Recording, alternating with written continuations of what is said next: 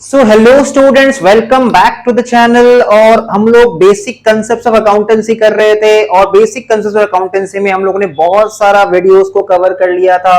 छोटे छोटे अकाउंटिंग के बेसिक्स कंसेप्ट्स को हम लोग कवर करते जा रहे थे। आज भी हम लोग कुछ अकाउंटेंसी का बेसिक कंसेप्ट को कवर करेंगे सो दैट हम लोग जब चैप्टर्स में एंटर करें तो हम लोग को कोई भी तरह का प्रॉब्लम ना आए।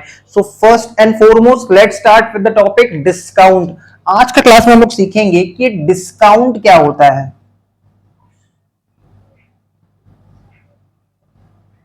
कॉपी में हेडिंग दे देंगे डिस्काउंट। तो डिस्काउंट का मतलब क्या होता है समझते हैं। क्या होता है ये डिस्काउंट? ठीक है, डिस्काउंट का मतलब कि रिडक्शन इन प्राइस।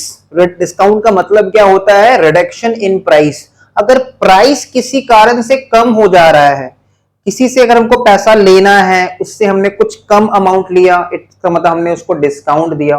अगर हमको किसी को कोई गुड्स सेल करना है तो उस गुड्स का जो मैक्सिमम रिटेल प्राइस है, जो सेलिंग प्राइस है, अगर उससे हमने उससे कम चार्ज किया तो हमने उसको थोड़ा डिस्काउंट दे दिया। सपोज कोई गुड्स है, वो गुड्स का वैल्यू है, सपोज ये गुड्स है, इसका वैल्यू है ₹10। ठीक है, बट हमने बोला कि अगर हमसे कोई ज्यादा क्वांटिटी में माल खरीदेगा ना, ज्यादा क्वांटिटी में, एक बार मान लो 1000 यूनिट खरीदेगा, एक बार हमसे, एक बार में अगर 1000 यूनिट खरीदेगा तो उसको 10 के जगह उसको हम ₹9 करके देंगे। ठीक है, मतलब अगर हमसे कोई ज्यादा क्वांटिटी में, बल्क क्वांटिटी में गुड्स खरीदेगा तो उसको हम थोड़ा डिस्काउंट देंगे। ठीक है, या फिर सोचो ये मिस्टर राम है, राम है, ये मेरा मिस्टर राम, ये हमारा डेटर था, इससे हमको पैसा कलेक्ट करना था। अब इसको रोज बोल रहे थे, देखो राम तुमसे हमको 10,000 रुपया कलेक्ट करना है, प्लीज मेरा पैसा दे दो। राम जो है वो पैसा दे ही नहीं रहा था। राम हमको ना भी नहीं बोल रहा था, राम हमको बस रोज बोल रहा था कि हाँ सर हम आपका पैसा दे देंगे, हाँ सर हम आपका पैसा दे देंगे। बट ऐसे तो नहीं चलेगा, ये तो रोज हमको सिर्फ बहाना करते जा रहा है। तो हमने उसको बोला देखो राम तुमको तो हमको पैसा देना ही पड़ेगा। अगर तुम नेक्स्ट 10 डेज के अंदर हमको पैसा दे दोगे तो हम तुमको 1,000 रुपया डिस्काउंट दे देंगे। इट मींस 1,000 के बदले तुमको हमको कितना पेमेंट करना पड़ेगा? 9,000। और बाकी 1,000 रुपया हम तुमसे और नहीं मांगेंगे। ठीक है, तो पहले डिस्काउंट का कंसेप्ट समझो। डिस्काउंट कहां कहां एप्लीकेबल होता है? अगर कोई सेलर बल्क क्वांटिटी में गुड्स सेल करता है, ज्यादा क्वांटिटी में गुड्स सेल करता है, बिजनेस में कस्टमर्स को अट्रैक्ट करने के लिए, सेल को बढ़ाने के लिए, ठीक है, बल्क क्वांटिटी में गुड्स सेल करने के लिए, ज्यादा क्वांटिटी में एक बार में ज्यादा ज्यादा लॉट में गुड्स को सेल करने के लिए सेलर क्या करेगा? कस्टमर्स को अपनी तरफ अट्रैक्ट करने के लिए डिस्काउंट देगा। ठीक है, कस्टमर्स को अपनी तरफ अट्रैक्ट करने के लिए डिस्काउंट देगा। तो बल्क क्वांटिटी में जब हम लोग सेलर से गुड्स परचेज करते हैं तो हम लोग को डिस्काउंट मिलता है। क्लियर? अगर हम लोग ज्यादा क्वांटिटी में, बल्क क्वांटिटी में सेलर से गुड्स परचेज करेंगे तो सेलर हमको डिस्काउंट देता है, उसको हम लोग कहते हैं ट्रेड डिस्काउंट। ठीक है, और अगर हमको किसी से पैसा लेना है और वो हमको पैसा दे नहीं रहा है, सिर्फ हम लोग को रोज बहाना करते जा रहा है कि आज दे देंगे, कल दे देंगे, और अगर हमने उसको ऐसा कोई कंडीशन डाल दिया कि अगर उसने नेक्स्ट 10 डेज में पेमेंट कर दिया देन उसको हम लोग 1,000 रुपया माफ कर देंगे, उससे नहीं लेंगे, बाकी 9,000 उसको पेमेंट करना रहेगा। कंडीशन है कि 10 दिन के अंदर पैसा देगा तो 9,000 लेंगे, अगर 10 दिन फेल हो गया तब तो उसको पूरा देना पड़ेगा। तो ये भी हम लोग एक डिस्काउंट दे रहे हैं, ये भी हमारे बिजनेस के लिए लॉस है, इसको बोलते हैं कैश डिस्काउंट। तो डिस्काउंट का मतलब होता है या तो गुड्स हम कम दाम में बेचेंगे, प्राइस थोड़ा कम करके बेचेंगे, थोड़ा डिस्काउंट देके बेचेंगे, रिडक्शन इन प्राइस, या फिर जिससे हमको पैसा कलेक्ट करना है उससे हम थोड़ा कम अमाउंट लेके सेटलमेंट कर देंगे। ठीक है, तो डिस्काउंट का कंसेप्ट बहुत इंपॉर्टेंट है अकाउंटेंसी सब्जेक्ट में। आगे आने वाले जो चैप्टर्स होने वाले हैं, जब चैप्टर्स हम लोग स्टार्ट करेंगे तो डिस्काउंट का concept will be very important, इसलिए डिस्काउंट को हम लोग गो थ्रू कर लेते हैं। तो कॉपी में हम लोग हेडिंग दे देंगे डिस्काउंट, और डिस्काउंट के बारे में लिखते हैं। तो डिस्काउंट के बारे में लिखो, कॉपी में हेडिंग दे दो डिस्काउंट और उसके बारे में लिखो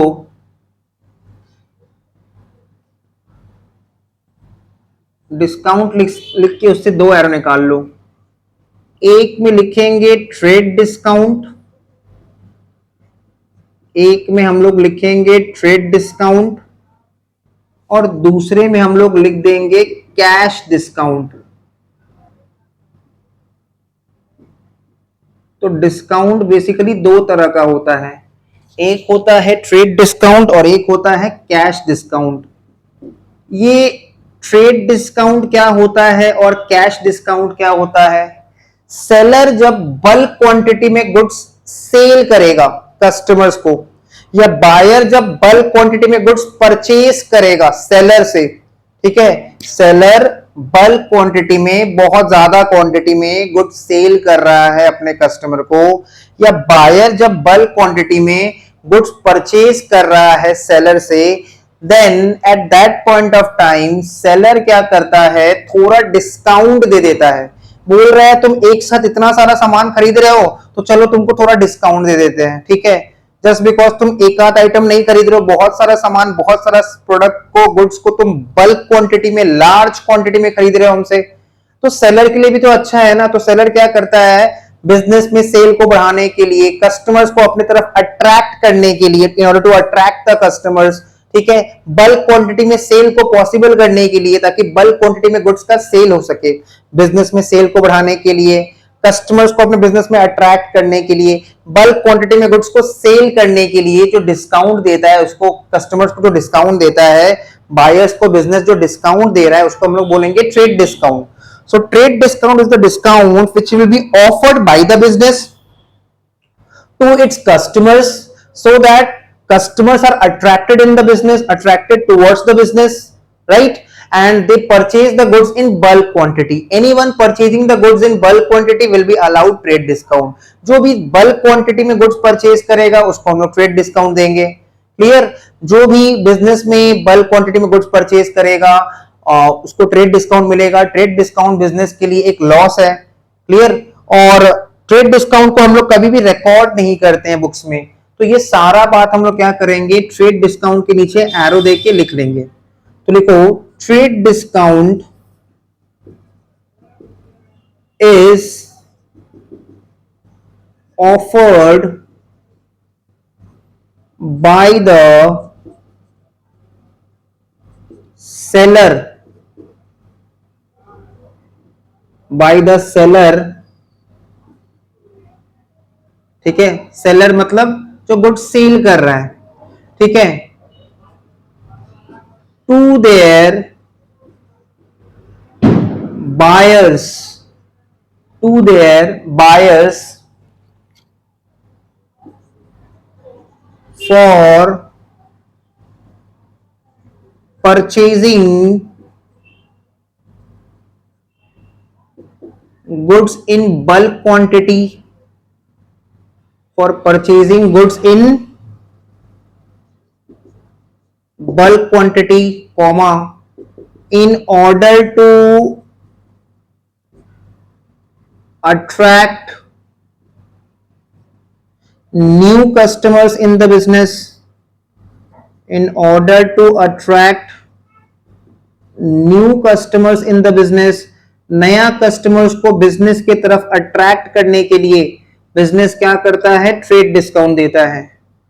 और टू प्रमोट सेल्स, मतलब सेल्स को बढ़ाने के लिए, सेल्स को प्रमोट करने के लिए, सेल्स को इंक्रीज करने के लिए बिजनेस क्या करता है, ट्रेड डिस्काउंट देता है। तो ट्रेड डिस्काउंट एक ऐसा डिस्काउंट है which is offered by the seller. Trade discount is offered by the seller to their buyers for purchasing goods in bulk quantity. अगर bulk quantity में goods purchase कर रहा है कोई तो उसको ट्रेड डिस्काउंट मिलेगा। या फिर बिजनेस ट्रेड डिस्काउंट क्यों देते हैं अपने कस्टमर्स को, in order to attract new customers, business में नया कस्टमर्स को अट्रैक्ट करने के लिए, या फिर सेल्स को बढ़ाने के लिए, ठीक है, या फिर सेल्स को बढ़ाने के लिए। तो ट्रेड डिस्काउंट एक ऐसा डिस्काउंट है जो बिजनेस अपने बायर्स को देगा, सेलर अपने बायर्स को देगा for purchasing goods in bulk quantity. अगर बायर्स बल्क क्वांटिटी में गुड्स परचेज कर रहे हैं, in order to attract new customers, नया कस्टमर्स को अपने बिजनेस में अट्रैक्ट करने के लिए, ठीक है, या फिर सेल्स को बढ़ाने के लिए। दूसरी तरफ कैश डिस्काउंट क्या होता है, कैश डिस्काउंट को हम लोग एक लाइन में ऐसे लिख सकते हैं कि रिडक्शन इन अमाउंट पेएबल और receivable due to timely payment. Cash discount is the reduction cash discount is the reduction reduction reduction का मतलब कम हो जाना, reduction in amount receivable मतलब अगर हमको किसी से पैसा लेना है अमाउंट रिसीवेबल और पेएबल या फिर अगर हमको किसी को पैसा देना है payable due to timely payment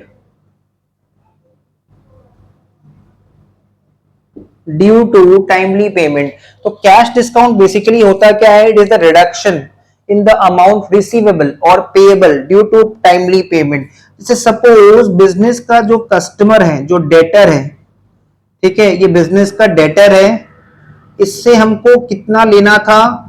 receivable. इससे हमको रिसीवेबल था, इससे हमको कलेक्ट करना था 20,000 रुपया। अब ये हमको पैसा दे नहीं रहा है, तो हमने इसको बहुत समझाया, हमने इसको एक ऑफर दिया कि अगर ये नेक्स्ट 5 डेज के अंदर, with in the next 5 days अगर ये हमको फुल पेमेंट करेगा तो हम इसको कितना डिस्काउंट दे देंगे? हम इसको डिस्काउंट दे देंगे सपोज 2000, 10% का इसको हम कैश डिस्काउंट दे देंगे। तो ये 2000 हम इससे नहीं मांगेंगे, लेकिन कंडीशन ये है कि ये रिमेनिंग 18,000 हमको 5 दिन के अंदर दे दे। डेटर था हमारा, डेटर से हमको कितना रुपया कलेक्ट करना था? 20,000, ठीक है, डेटर से हमको कितना रुपया कलेक्ट करना था? 20,000। हमने डेटर को एक ऑफर दिया, एक कंडीशन रखा कि देखो डेटर, अगर तुम नेक्स्ट 5 डेज के अंदर हमको पूरा पैसा दे रहे हो तो इसमें क्या होगा कि हम तुमको 10%, देखो 20,000 का 10% होता है 2,000 रुपया हम तुमको डिस्काउंट दे देंगे, वो हम तुमसे नहीं मांगेंगे, लेकिन बदले में तुमको हमको बाकी सारा पैसा 18,000 देना पड़ेगा, वो भी कितना दिनों के अंदर? 5 दिनों के अंदर। तो हमको डेटर से 20,000 रुपया कलेक्ट करना था, उसको हम रोज बोल रहे थे हमको पैसा दे दो, हमको पैसा दे दो, वो दे नहीं रहा था। तो हमने उसको एक ऑफर दिया, देखो डेटर हमको तुमको 5 दिन का समय दे रहे हैं, 5 दिन के अंदर तुमको हमको फुल पेमेंट करना है। अगर ये 5 दिन के अंदर तुमने पूरा पैसा का जुगाड़ कर लिया, देन हम तुमसे 2,000 रुपया नहीं मांगेंगे, फुल पेमेंट के नाम पे हम तुमसे 18,000 रुपया लेंगे, ठीक है, और बाकी तुमसे और पैसा मांगेंगे ही नहीं। तुमसे लेना था 20, 18 लेके खत्म कर देंगे हिसाब, 2,000 रुपये तुमसे नहीं मांगेंगे, 2,000 रुपया पैसा मांगेंगे ही नहीं। तो इसको बोलते हैं ना सेटलमेंट करना। इस केस में हमको तो मेरा 20,000 रुपया मिल नहीं रहा था, ठीक है, तो हमने क्या किया? 2,000 रुपया से सेटलमेंट कर लिया। 2,000 रुपया हमने कैश डिस्काउंट अलाउ कर दिया डेटर को, बट कंडीशन क्या था? उसको नेक्स्ट 5 डेज के अंदर पेमेंट करना था। अगर डेटर नेक्स्ट 5 डेज के अंदर पैसा जुगाड़ कर लेता है, हमको पैसा दे देता है, इन दैट केस उससे हम कितना लेंगे? 18,000, और उसको हम कितना डिस्काउंट अलाउ कर देंगे? 2,000। देखो ये बिजनेस के लॉस तो है, बट ये लॉस सहने के बाद एटलीस्ट मेजॉरिटी ऑफ द पैसा तो आ गया ना, 90% तो जुगाड़ हो गया, 90% का कलेक्शन हो गया। अगर हम उसको डिस्काउंट नहीं देते तो ये पैसा भी नहीं आता, ठीक है। तो this is the concept of cash discount. Cash discount is the reduction in amount receivable. किसी से अगर हमको पैसा लेना है तो उसमें रिडक्शन, या किसी को अगर हमको पैसा देना है तो उसमें reduction due to timely payment. अगर हम सामने वाले को टाइम पे पेमेंट करेंगे ना तो सामने वाला हमको डिस्काउंट देता है, ठीक है। सिमिलरली अगर कोई हमको टाइम पे पेमेंट करेगा, with in stipulated time period payment करेगा, मतलब with in a limited time period में अगर पेमेंट करता है, देन हम उसको डिस्काउंट अलाउ कर देते हैं, ठीक है। तो दो अलग अलग चीजें देखो, ट्रेड डिस्काउंट बिजनेस या फिर सेलर किसको देता है? अपने बायर को, for purchasing goods in bulk quantity, bulk quantity में खरीदने के लिए, in order to attract new customers in the business, business में नया कस्टमर्स को अट्रैक्ट करने के लिए, या फिर सेल को बढ़ाने के लिए। कैश डिस्काउंट क्या है? It is the reduction in amount receivable और payable due to timely payment, ठीक है। कैश डिस्काउंट का मतलब कॉन्सेप्ट क्या होता है? रिडक्शन इन अमाउंट रिसीवेबल, जिससे हमको पैसा लेना है थोड़ा कम लेके सेटलमेंट कर देंगे, सिमिलरली हमको किसी को पैसा देना है तो वो सामने वाला जो हमारा क्रेडिटर है, जो हमारा सप्लायर है, वो हमसे सेटलमेंट करेगा, वो हमको डिस्काउंट देगा, तब हम उसको टाइम पे पैसा दे देंगे। क्लियर? तो cash discount and trade discount clear है यहां तक। अब आगे कुछ और बात लिखेंगे इसके बारे में। ट्रेड डिस्काउंट का ट्रीटमेंट क्या होता है, लिख लो। ये हम लोग का बुलेट नंबर 1, ये हम लोग का bullet number 2। Trade discount is never recorded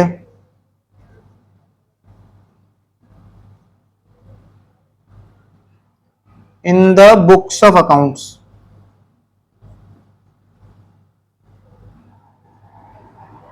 Trade discount is never recorded in the books of accounts. जबकि कैश डिस्काउंट का ये point number 1, point number 2, cash discount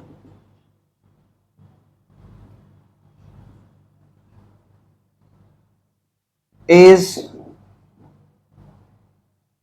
recorded as discount allowed. Cash discount is recorded as discount allowed, bracket में लिखेंगे loss,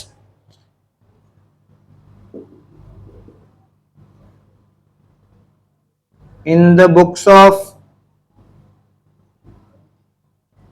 seller and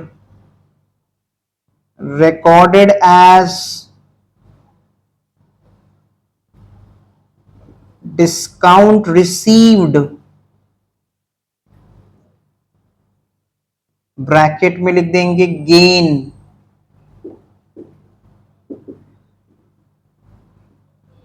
in the books of buyer.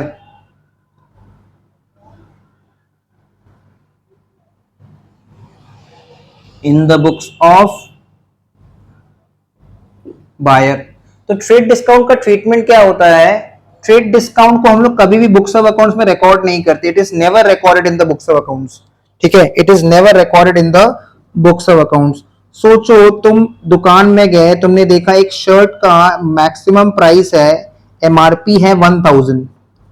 ठीक है, तुम एक shop में गए, तुमने देखा एक शर्ट का एमआरपी है 1000 एंड शॉप में ऑफर चल रहा है 10% ऑफ। ठीक है, जो भी 1000 का सामान खरीदेगा उसको 10% ऑफ रहेगा। 1000 का शॉपिंग करने पे 10% ऑफ रहेगा। तो अगर 1000 का सामान खरीदने पे 10% ऑफ रहेगा, ठीक है, तो हमने तो शर्ट 1000 वाला ही सेलेक्ट किया है, तो 1000 का शर्ट पे 10% कितना डिस्काउंट हो जाएगा? 100। 1000 का 10% इज 100। तो हमको उस दुकानदार को, उस सप्लायर को कितना पेमेंट करना पड़ेगा? हमको उसको पेमेंट करना पड़ेगा 900। तो जितना हम पेमेंट कर रहे हैं ना, उतना में ही हमने वो शर्ट खरीदा है। अगर 1000 रुपया का शर्ट 50% डिस्काउंट में मिला है, मतलब 500 में मिला है, तो 500 का ही हमने पेमेंट किया है, तो वो शर्ट 500 का माना जाएगा। इसलिए ट्रेड डिस्काउंट को हम लोग कभी भी बुक्स ऑफ अकाउंट्स में रिकॉर्ड नहीं करते, ये ट्रांजैक्शन का पार्ट नहीं बनता है। वेयर देखो कैश डिस्काउंट क्या होता है, किसी से हमको पैसा कलेक्ट करना था, वो हमको पैसा दे नहीं रहा था, हमने उसको एक कंडीशन दिया, अगर वो नेक्स्ट 5 डेज में पैसा पेमेंट करेगा तो हम उसको डिस्काउंट अलाउ करेंगे। तो जब हम उसको डिस्काउंट अलाउ करेंगे ना, तो हमारे लिए लॉस हो जाएगा। सिमिलरली अगर हमारा सप्लायर से हमने उधार में गुड्स खरीदा था और हम सप्लायर को टाइम पे पेमेंट नहीं कर रहे हैं, सप्लायर परेशान हो गया हमसे कि कब पैसा दे रहे हो, कब पैसा दे रहे हो, रोज फोन करता है, बट हम उसको टाइम पे पेमेंट नहीं कर रहे हैं, तो सप्लायर हमको कुछ तंग आके क्या करेगा, परेशान होकर एक डिस्काउंट का ऑफर देगा। वो हमको ऑफर देगा कि अगर हम नेक्स्ट 30 डेज में पेमेंट कर देंगे तो हमको 2000 रुपया डिस्काउंट मिल जाएगा। तो हमको तो पेमेंट करना था मान लो 20,000 और हमको 2000 रुपया डिस्काउंट हो जाएगा, तो हमको तो कम पेमेंट करना पड़ेगा, तो मेरे लिए डिस्काउंट रिसीव हो जाएगा गेन। तो discount allowed as loss record करते हैं, discount allowed as loss record करते हैं सेलर के बुक्स में, और डिस्काउंट रिसीव को एज गेन रिकॉर्ड करते हैं बायर के बुक्स में। तो ट्रेड डिस्काउंट और कैश डिस्काउंट का पूरा कंसेप्ट यहां तक क्लियर हो जाना चाहिए। डिस्काउंट बिजनेस में दो तरह का होता है, एक होता है ट्रेड डिस्काउंट, एक होता है कैश डिस्काउंट। ट्रेड डिस्काउंट कौन ऑफर करेगा? सेलर। किसको? बायर को। For purchasing, for selling goods in bulk quantity, for purchasing goods. अच्छा, गुड्स परचेज कौन करेगा? Obviously buyer. तो बायर अगर बल्क क्वांटिटी में ज्यादा मात्रा में गुड्स खरीदेगा तो हम उसको ट्रेड डिस्काउंट देंगे। एक सर्टेन स्पेसिफाइड वैल्यू का गुड्स खरीदेगा तब उसको ट्रेड डिस्काउंट देंगे। ऐसा थोड़ी 2 रुपए का सामान लेके जाएगा बिजनेस तो ट्रेड डिस्काउंट देंगे, नहीं, ऐसा नहीं होता है। एक स्पेसिफिक अमाउंट ऑफ गुड्स अगर वो परचेज करता है, एक स्पेसिफिक क्वांटिटी ऑफ गुड्स अगर वो परचेज कर रहा है, बल्क क्वांटिटी में परचेज कर रहा है, then seller allows trade discount to their customers, to their buyers.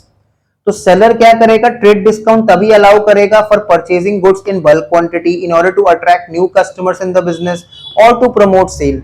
Trade discount is never recorded in the books of accounts. Books of account में कभी रिकॉर्ड नहीं होता है बिकॉज ये ट्रांजैक्शन का पार्ट नहीं बनता है।